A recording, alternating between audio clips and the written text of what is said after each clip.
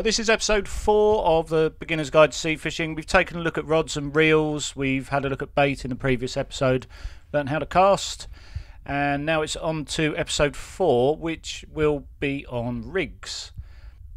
How to tie them and what you need. Oh, but before we do, just wanted to try and get you to subscribe to the channel. I've been out and about, I even took a float out and went swim fishing. We've caught some bass already this year as well, so please subscribe. You'll get a bit of that, and you'll also get your rig videos as normal and some sea fishing marks. Got plenty to put on the channel, so please subscribe, click that red button, it's underneath. Nice little schoolie, that one. We're going to take a look at the leader knot in a minute, but this line should go to a clip, a bit like this one. There's different varieties. The idea of having a clip at the end of your line is you can change rigs quickly. You can see here, this is one rig, you just simply clip it on and off of the swivel so you can change rigs quickly. This is a breakaway lead. Now the type of lead you use depends on the conditions, tidal movement, type of bottom that you're fishing over, and whether you actually want it to move. But a grip lead's a good idea. It enables the fish to self-hook once it sits in the tide, and those grips will be pulled out once you wrench it out of the sand or shingle. Another good recommendation would be to use a clip on one of these. Don't tie the line directly to it. At the bottom of your rig you would always have a lead clip of some sort. Also stops it spinning the line round. Always best to use a leader knot. This is how you tie one. Different ways of doing it. This is a good place to start. We're going to tie the leader knot onto this 20-pound line that's in my right hand, and then the leader line in my left hand will be about 60 pounds for what we're going to show you here. So the first thing I do is I just tie an overhand knot in the thicker leader line like that, and then you want to leave like a little loop in there because you're going to come through with the main line working right to left, and then you're going to pull that through. You're going to need about, I'd say about 10 inches or so there, and then with your forefinger and thumb keep that nice and tight, and then I try and keep this part of the leader line quite straight as well, and that'll come clear in a minute. So all you're going to do is go around here once, twice, 3, 4, 5. I'm going to go 6 times round there, and then form another loop with that black line so it looks a bit like that. And I'm still pinching with my thumb and forefinger the tail end here, that's wiggling, of the main line and the knot of the leader line. Okay, so working back the other way, I'm going to do the same amount. 1, 2, 3, 4, 5, 6. I go 7 there, and then hold that tail there. So as you can see, you've got the loop and then the line running through it one way and back the other. Okay, at this point you would moisten the line. So we've moistened the line there, and then you're going to pull the tail end of the main line. Okay, so hold on to the knot here with your finger and thumb just loosely, and then pull from, as you're looking at it, left, right to left, that tail out in that direction, and that should form a nice straight knot on the line. And when you get to about there, it will start to bite on the leader line, so just pinch it with your thumb and forefinger, and then pull on the tail, pinch it a little bit, pull on the tail, and then all those loops should be nice and straight and flat. Now you're going to pull that back in the other direction, but what's going to happen when you get to that leader knot is it will go through it if it's too wide. So when you get to about there, keeping everything tight, just pull the tail of that, maybe pinch the knot down a bit so it doesn't fall right the way through, and then when you get,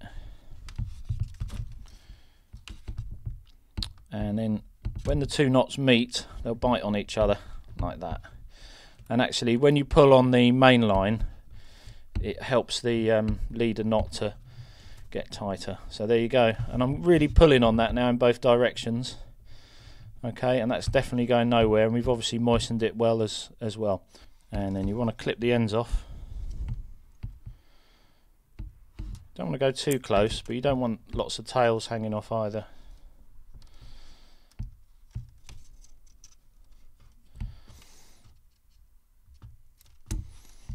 There you go, a simple, easy leader knot. The first rig we're going to take a look at is the 3-hook flapper rig. This puts a lot of bait in the water, can pick up a really good bait trail for the fish. Lots of match anglers use it. It's used as a bit of a scratching rig as well, so if the fish are hard to come by, this would be the rig to turn to. We're using greased weasel for the main body of the rig. This is 50-pound line, but you can use 60 or 70. They all work. This is my preference though, the 50 pounds. So we're going to measure out 1 metre, and using these toenail clippers, these are really good actually. Don't cut my nails with them, but they're good for cutting line. If you do that at an angle as well, like 90 degrees there, you'll find that that point will make threading on the terminal tackle a lot easier. So with the lead clip on our right hand there, I'm going to form a loop. I'll put my finger, this index finger, in there, okay, and then pick up the tail end. And at this point it's worth making sure that everything's quite tight. So you've got your left hand sort of pulling on the rest of the line and holding that tail between the finger and forefinger. And we go 1, 2, 3, and 3 is enough for this. You can do 4 turns, but 50-pound line, do 3 good turns there. Then pinch the running end, that end there, between the thumb and forefinger, keeping everything tight. You'd moisten the line as well, but you want to go back through the way you've come. 1, 2, and 3. Okay, make sure that that's got a bit of spit on it as well. Lovely. Okay, and then you're going to pull the tail, pull the other bit of line. You're basically going to move everything to tighten up that knot at the same time, and you'll find that the knot forms on the line itself. Just tweak it down, make sure that it forms properly, and then run that knot all the way back down to whatever you're tying it onto. So in this case we've got the lead link there. You've obviously got your metre of line here in my left hand. You straighten that out a little bit. Some people use old inner tubes from bikes to straighten that out. That's a good idea, but it hasn't got much of a memory, this greased weasel. And then obviously we just want to clip off this bit of line here. Don't go too close, just leave a little tag on the end. And then you want to slide down your items of terminal tackle. We're using swivels here, the size 10. They've got a 100-pound breaking strain. They're stainless steel eyes on these, marketed under different names, but that's what you want really, size 10s. And you're going to clamp those between 2 aero beads. Now the aero beads there have got a thin end and a thick end, and you want the thick end to meet the eye of the swivel. Okay, so even when you clamp those on using those crimps, it still moves round. Okay, so don't be afraid to clamp that really tight. We'll have a look at that in a minute. So you've got your crimp, your bead, your swivel, your bead, and your crimp, and then you're replicating that 3 times. We're doing the 3 hooks. Okay, so starting with the what will be the bottom hook. Okay, get the other ones out the way, and you just want to crimp on that first swivel. I use these crimping pliers to crimp my crimps, but you can use rounded nose pliers as well. Okay, so the first one that we're going to crimp will be nearest to the lead clip. So move the other bits out the way, and all you're doing is pressing down just very gently, and it just crimps it to the main line, and that's it. Now because we've got our aero beads the right way round, we can tuck that right in like that, so it's pushed right down, and then when you're ready you crimp it, and you should find that that swivel will move around in there even though the beads are sort of touching each other. At the other end you're doing the same knot on the larger swivel here, still a 100-pound breaking strain. This is a size 2 nickel swivel. Okay, so exactly the same knot. Okay, so exactly the same really, and then you've got your top assembly there of the crimp, the bead, the swivel, and slide that right up to the top. So you're now going to have one on the bottom which you've already crimped, and then this one where it's going to meet the main line on that larger swivel up there. So exactly the same thing again, you want to crimp that on. Here's one I made earlier. Always remember to moisten those knots as well, you don't need to see that again. And then slide it down to find the midway point between the top and the bottom swivels, and it'll be about there. You can measure it if you want, that's just the easier way of doing it. Okay, then we're going to tie the 3 hooks on. You want the hooks onto the line first, so similar knot, this is a blood knot, keeping everything tight. 1, 2, 3, 4 and 5, and then through the middle there. Okay, pinch it with your thumb and forefinger and moistening, blah blah blah, and then pull it tight. Do give it a little check as well, you don't want to be using a dodgy hook. Occasionally you'll find a hook with a little defect in it, but those hooks are the B940s, the Aberdeen 10s, good for lugworm, ragworm and things like that. And you're going to prepare 3 of those. The snoods themselves are about 30 centimeters, I think it's about 11 inches, something like that, and I'll have the details underneath. So very important to make sure that the hooks don't cross over as well. That's the top snood coming down there, working right to left, and when you look at it, that hook misses the swivel of the second hook down, and in turn the middle snood shouldn't hook up on the bottom one, so it's just over the top there. And then your bottom snood is the one that sits with the weight on it, that'll fish off the bottom and catch all the fish. I tend to tidy my rigs up and put them on these little rig winders, but you can use bags as well, or rig wallets obviously. A lot of these rigs incorporate a stop knot. This is a video we've made before, I'll just quickly show you this, and all you're doing really is going around 5 times, keeping everything nice and tight. And then when you've gone around 5 times, you form a loop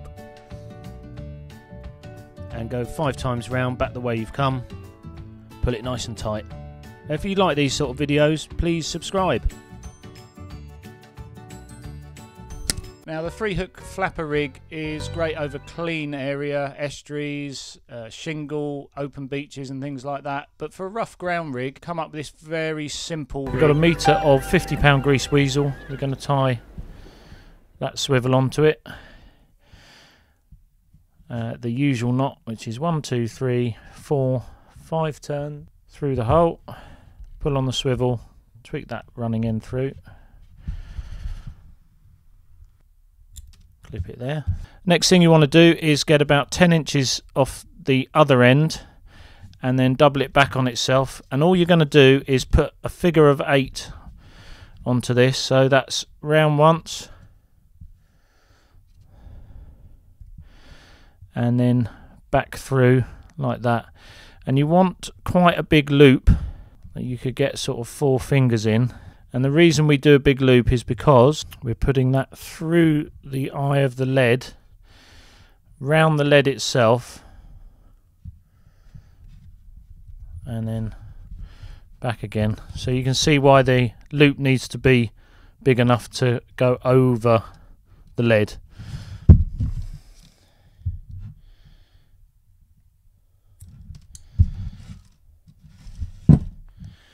This isn't for the 6-ounce leads, and you're not going to win any competitions with this rig, but it really is just quick to tie, and it's good for the snags as well.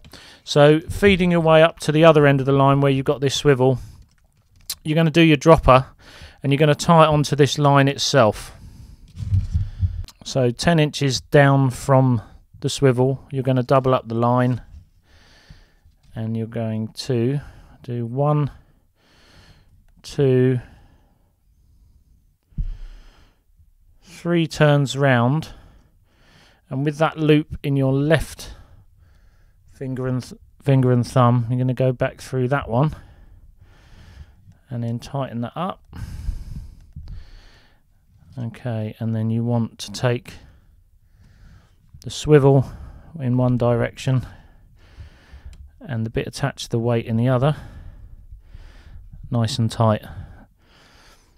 Now, although that's 50-pound line, that's sort of weakened it a bit doing that knot, but it's enough to hold a fish, particularly a wrasse, sort of dogfish over the rocks. give that a good test by pulling it either side.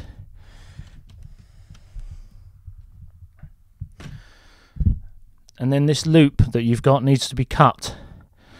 So cut that reasonably close to the knot. Test it again, see if there's any give. Test it in all directions. So what you've got here is the swivel coming off on one direction, the lead in the other, and you're just going to put the hook on that end.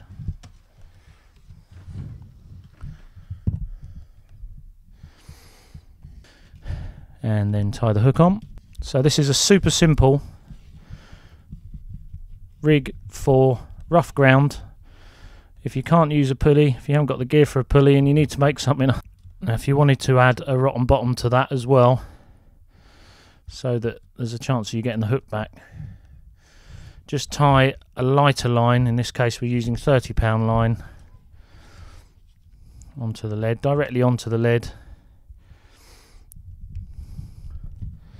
and then the rotten bottom bit goes onto the loop that you'd previously put the lead on.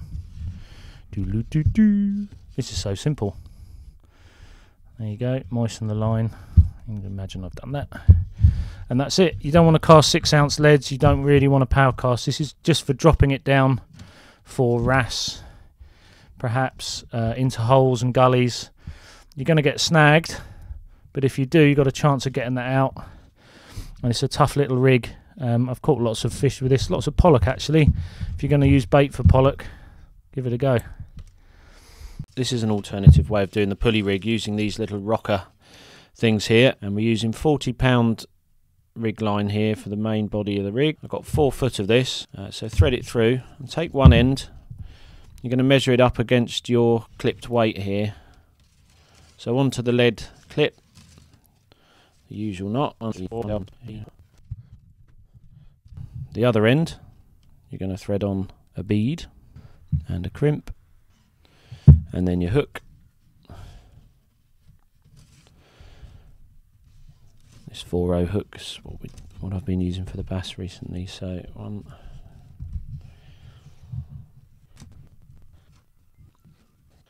and then to find where you put the crimp, put the hook on that clip there.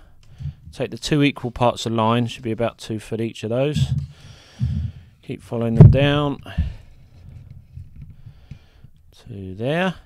Okay, and then you just want to crimp that bead there, just underneath that little pulley. And that works just like any of the other pulley rigs you've seen in the videos we've done. So when the fish takes a bait with this,